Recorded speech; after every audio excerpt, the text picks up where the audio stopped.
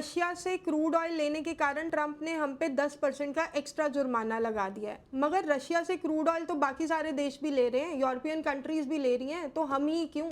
अब इसका कारण ये है कि जो भारत एक्सेस में क्रूड ऑयल ले रहा है रशिया से, उसको भारत अपनी रिफाइनरीज में रिफाइन करता है और आगे फिर से यही क्रूड ऑयल को रिफाइन करके वो यूरोपियन कंट्रीज और वेस्ट में बेच रहा है। अब ट्रंप की दुखती रग ये है कि भारत जो है वो चुपचाप और न्यूट्रली रशिया की मदद कर रहा है कि रशिया से एक्स्ट्रा क्रूड ऑयल ले रहा है ज़्यादा, अपनी रिफाइनरीज में उनको रिफाइंड करता है और फिर से हमें ही बेची जा रहा है। तो इसमें इनडायरेक्टली रशिया का भी फायदा है। यही कारण है कि ट्रंप ने भारत के ऊपर 10% का एक्स्ट्रा जुर्माना लगा दिया है, क्योंकि हम रशिया से ट्रेड कर रहे हैं और क्रूड ऑयल खरीद रहे हैं। भारत और रशिया सिर्फ क्रूड ऑयल के ट्रेड पे नहीं रुक रहे, इन लोगों ने अपना जो ट्रेड है वो भी अपनी करेंसीज में करना शुरू कर दिया है। इन्होंने डॉलर को निगलेक्ट कर दिया है।